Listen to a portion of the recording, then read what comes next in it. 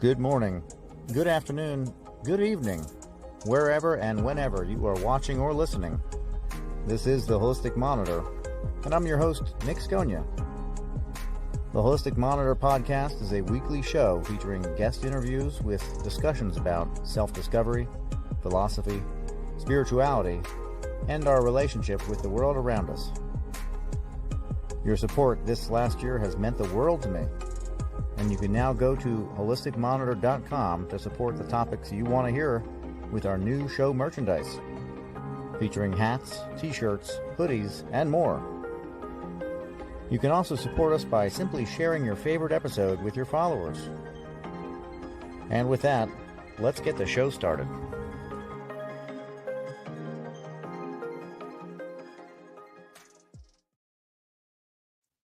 And welcome to the show. I am Nick Sconia, your host. And tonight we have Ted Orenstein. We're going to be learning about how to find our life's purpose and the purpose of the universe. I'm really excited to have him on tonight. And so let's bring him on. Hey, Ted, how are you doing? Good. How are you? Very good. Very good. So you wrote a book, and it's got a pretty big promise to it, finding life purpose. Right. And also finding the purpose of the universe in that case. Is that correct? Well, finding the oneness, the connection to the universe. Mm-hmm. Yes. Yeah. Yeah. So what inspired you to write the book? Well, I was an atheist, and because I believed in science and history and archaeology, so I couldn't believe what they taught me when I was growing up about God or what it said in the Bible. Mm-hmm. Parting the Red Sea and all that stuff. So when I was 27 years old, excuse me, I was studying for an exam in the middle of the night, in a cold room, and all of a sudden it came to me. I was like an opening. It came in a flash. Came to me the meaning of the golden rule. Why we should do unto others as we want others to do unto us. And that is because we really down deep, we are the same as others. That we don't look down on people. We don't denigrate people. We don't hurt people, because as we hurt others, we hurt ourselves. We are all connected. All of us are connected. Mm-hmm. Yeah, that is a universalism of sorts, right? Of consciousness. Yeah. Yes. I've thought about that really deeply, and I share that with people when I want to kind of give them a little brief glimpse into infinity. The idea that if you have to believe in reincarnation, and you have to believe that time doesn't exist or is a construct of this one-dimensional space.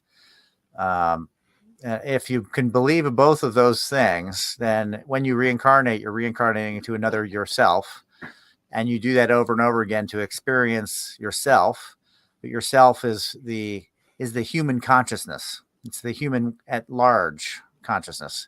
So it's constantly putting itself into this three-dimensional space to experience life in this way, in many different ways and fashions, kind of like different facets of a single crystal. I don't go that far.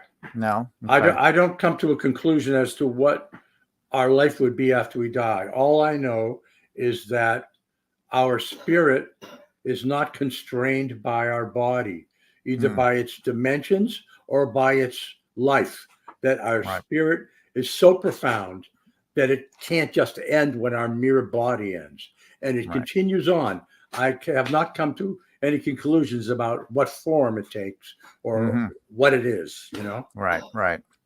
Yeah, and really it's not, I would say it's not really for us to understand that in a finite sense. We shouldn't really be trying to gauge the infinite because we can't. We can't cannot. Do it. Not on this earth. Yeah. Not with these brains either. I mean, that's just the way it works. We have to begin and end no matter what. We can count. We can start counting at zero and just start and go, and as long as you want, upwards, 1, 2, 3, or backwards, -1, -2. But at some point, we'll stop. The brain has its limitations. Yeah, exactly. So what is the overall goal of the book? The overall goal of the book is to teach others how they can find or get to enlightenment. That's when I actually that was not my only awakening experience. I had a few of them over 2 years. Each time I learned, I got a deeper dimension into it. And then when I was at one with the universe, I was sitting in my car one day and said, well, am I going to be a monk and separate myself from the universe so I can always be here? Or am I going to go back into the universe and live what I have learned? So I decided I have to live what I've learned. Yeah. And at some point along the way, I don't exactly remember when, I realized that I should teach others how to get there, because if I can do it, anybody can do it. Yeah. And so it's a pretty simple, straightforward approach, I would imagine. Well, it's not something you do. You have to. What you do is you have to make yourself open. You have to open yourself. And I learned after that. I didn't even know what meditation was in those days. But I later learned that meditation is a time-proven way that you can put yourself in a situation so that you minimize the noise of this world, so that you can feel your spirit within you. We don't usually feel our spirit because it's the world is too noisy. It's very subtle. Just like during the day, we can't see the stars because the sun is so bright. But at night, we see the stars. But they've been there all along. Your spirit is there all along. You have to learn how to feel it. I like that. I like that analogy too with the stars, because they are there. They're up there. You just can't see them because of all of the light, all of that activity in the consciousness. And when that's dimmed, when you go into that unconscious or subconscious realm, the darkness allows you to actually see more outside. Yes. See or inside around it. Yeah. See or outside or inside, depending on how you're. Yeah, it's inside. You definitely. There is a connection within you that touches the entire universe, but you're not going to find it up on a cloud somewhere with a long white beard. You're going to find it within yourself. And I think that old model is what turned a lot of people off. Once science really was able to kind of expose certain microcosmic things, it really took away from the supernatural realm. Not to say that it negated, not that it negated it actually, but for a lot of people, it said, well, if my model is a guy on a cloud, there's just no way. Science wins. But then if you look at it in a completely different perspective as to what even science will prove, that this omnipresent consciousness exists, then it starts to make more sense. That like, okay, there's something else out there besides just what I see physically. Universal consciousness, universal love, absolute love. Right. Yeah, it's amazing how science has to create a name for it, just like everything else. Every religion has to create a name for this omnipresent presence. So it calls it dark matter, likely, possibly an unknown. It's basically an unknown, a unified field of unknownness. Yeah, it's an unknownness that we don't have math for. Nothing makes sense in it. Right. But it joins to everything, and it seems to be conscious. It seems to act when we act on it. Yeah. Yes. Have you been getting good traction on the book? I've been getting great reviews on the book. Okay. Yeah. Every review has been positive, and some of them have been, absolutely. People have said this. I don't know. There's some quotes that I don't remember the quotes right now. Yeah. But off the top of your head. Off the top of my head, but it's also too very egoistic to think of that. Right.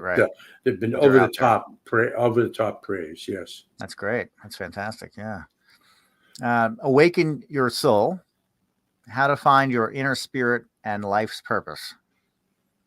So that is, it seems like a lofty goal, but the way that you're putting it forward through a simple making yourself available to go within, it feels like is what you're basically saying. And that reminds me of the Vedas, of the old Indian tradition of soul searching and utilizing meditation to kind of go within and investigate who you are, why you are, what you are, all of those kind of questions that might be there. Do you find with your work and your practice, do you find that you're getting answers to questions, whether you knew you had the question or not? I keep getting questions, and I keep getting more answers. And one of the answers is that there's no finite end to this. That it's a path, like the Buddhists say, it's a path. Yeah. And you have to stay on the path. And as you go along the path gets wider and wider. And I suppose at the end, it encompasses all other paths. It encompasses everything. Yeah. On this earth, you can't be there all the time. You have to make a living. Right. So you should regularly meditate in order to not lose it once you've gotten it. Right. Keep a practice, basically. Yeah. Once and you'll keep learning, events. I mean, my theory is that we're here on this earth because we're here it's a kind of a training ground. So we can learn things through trials and tribulations and good things and bad things. And each time we come across an earthly event, we learn more. And we're here so that we can eventually learn enough so that we can transcend this earthly level or whatever it is. And get beyond it. It's a theory, but I think it's meant to be that we're here for a reason. Yeah, I would have to agree. And in my feeling and sense, very similar to that. I feel like those that have come before us have also expressed the fact that it doesn't come easy. There is work involved, and that's part of the process. You have to actually work at it, but it's not the kind of work that you think. It's discipline of a different sort. Right. And that there is a need. Yeah. There is a need to feed the family and yourself and maintain some form of embodiment in the third dimension and be able to operate. In times of old, you even would have gurus who would, have servants that would just help them to raise them up off of the ground, so to speak, and keep them in an elevated space so that they can concentrate on their spiritual life without having to do the mundane things. Yeah. That's one model. Then you also have the model of a peaceful warrior that goes about the world, acts in the world, but acts also impeccably instead of acting on a base level. I feel like there's a lot of guides for us to live a life that's trying to move towards something greater and bigger. Yeah. And it sounds like what your book does for people. Yes. First I start off the book with a memoir. So my story of how I gained consciousness so that people can understand that a normal person like them can do it.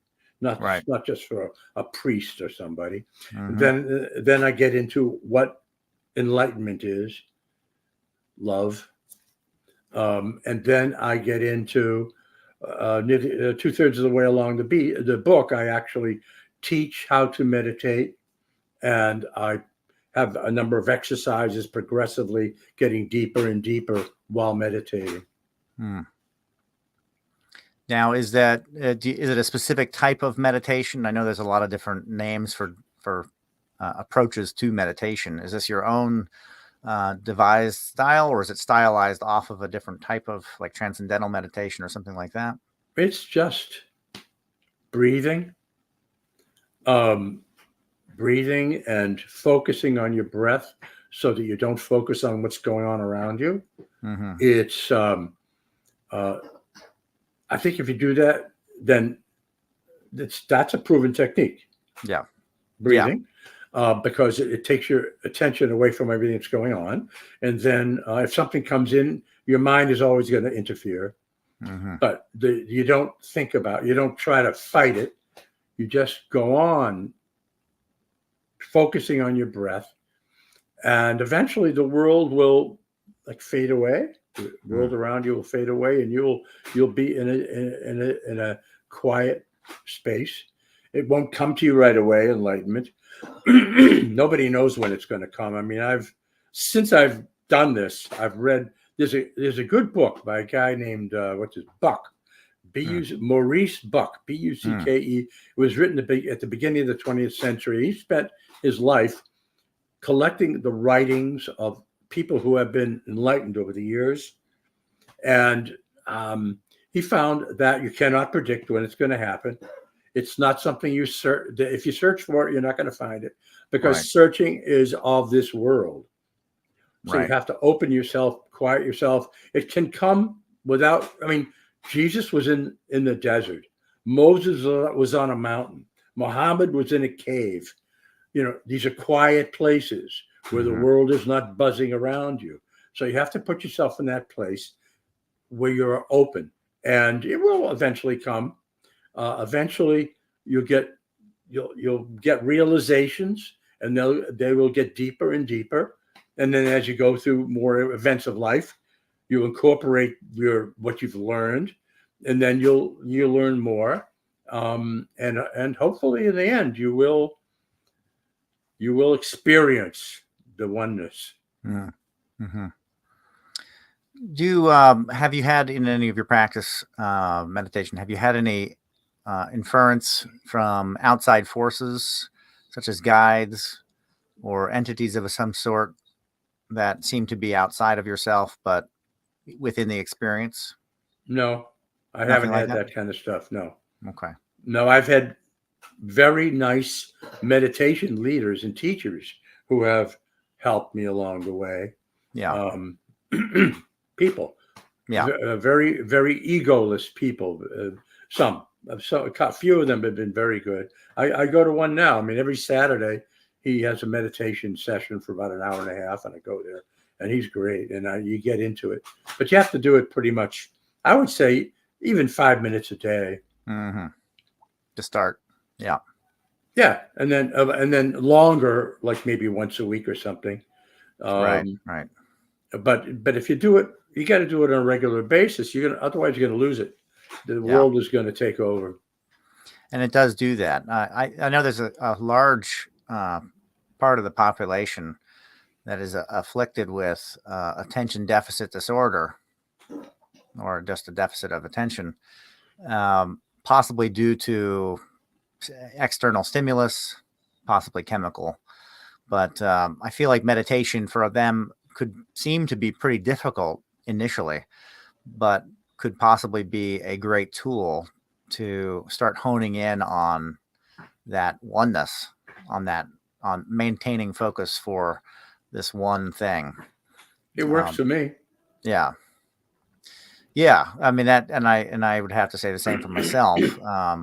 But I know some people have a lot of difficulty in focusing their attention, maintaining. I think 5 minutes is pretty a good way to do it once a day, maybe twice a day, beginning and end of the day or something like that, just to kind of get the feel for what you're trying to do, making a practice out of meditating, out of sitting still. And if your mind wanders, don't worry about it. Just go back to focusing on your breath. And I think that's what everybody would hear too, is your mind is going to wander. You're going to get distracted. That's just the way that's part of the process of learning how to see it and kind of isolate it. Yeah. But so the longer you go, the easier it is to not get distracted. The more you do it. Right. Yeah. Yeah. Just like anything else. You don't necessarily just begin running all of a sudden and you're a really good runner without pain.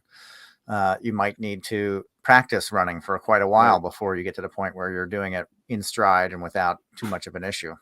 Yep.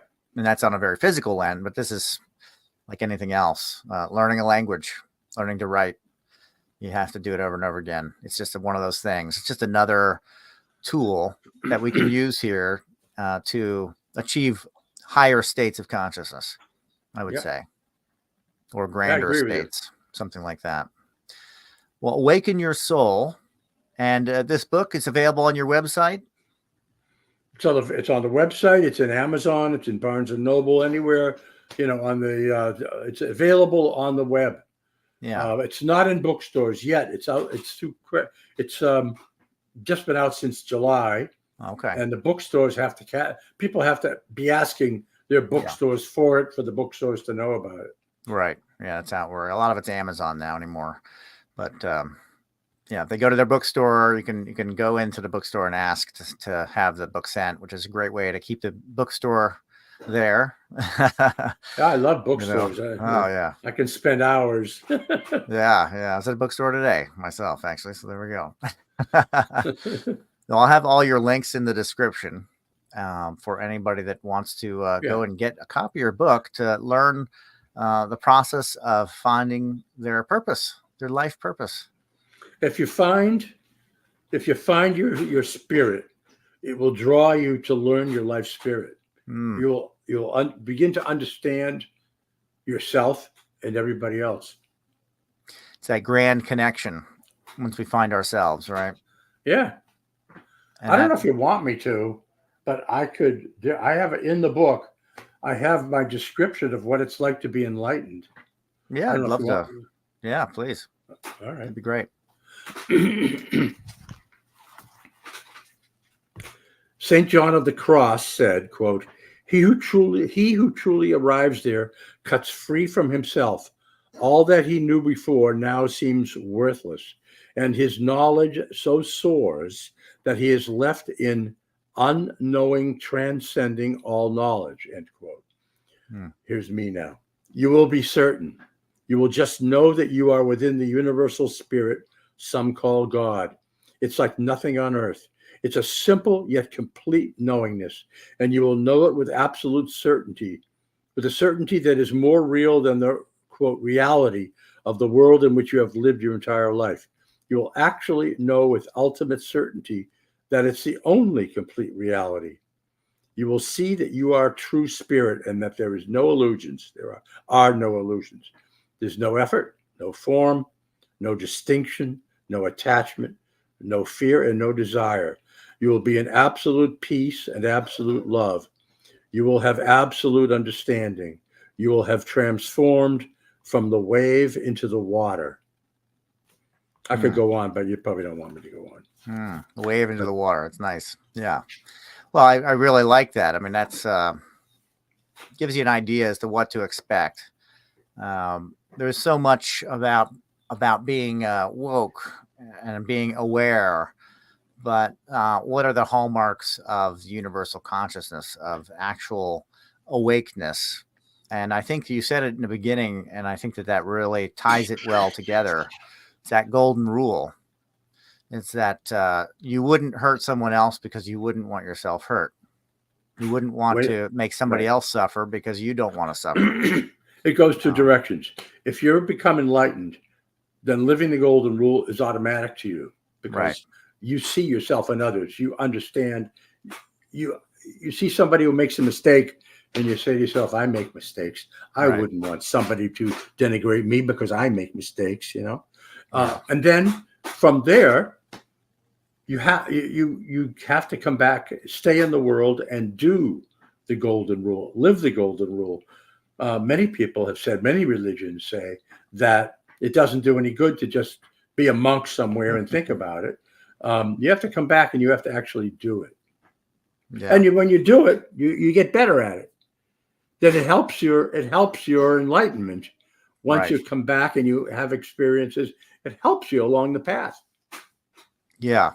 Yeah, I've often said, when it gets to be too much, I just want to disappear and go, go be a monk somewhere in the mountains and be done with all of it. But that's kind of giving in, and that's kind of saying it's too much, saying that I'm not rising up to the challenge. And it is a challenge. I find it to be very challenging to enact certain principles of higher consciousness within the world where others may not be acting on those same principles. Well, you have to remember, you start, your reactive mind will be the first to kick in. You think something negative but then you have to catch yourself. Oh no, that's not what I am. Yeah. What I mean more is that there's those that will take advantage of someone's attempts to be just and true and kind. And it can be very challenging to work around those people that would take advantage of that's a challenge. That's one thing I've learned in life is eventually how to sort of like feel when a person is going to take advantage of you. Like earlier in life, I didn't know how to sense that, so I gave people some rope. Not to the extent where I was going to get really hurt, but I'd give them rope and see how much of it they took. Right. How much they took advantage of me. And that told me what kind of a person they were. And so I knew what to do from there. Now I can actually sense a lot. I was a lawyer for 30 years. So eventually you'll learn how to read people. Yeah. Yeah, exactly. Well, Ted, thank you so much for joining me tonight to discuss your book and to share it with the world. Yeah, thank you. Oh, it looks, I don't know if you showed it. It's like Awaken Your Soul. There you go. You can't see it. All right. A little bit. Yeah. Yeah. We'll have it tagged and then they can go to your website or find you on Facebook. Good. And you'll have it there, of course. And thank you. I appreciate this opportunity to share with others. That's what I'm trying to do.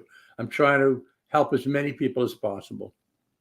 Yeah, I love that. That's fantastic. That is what we do, isn't it? We just put it out there, say this worked for me, give it a try.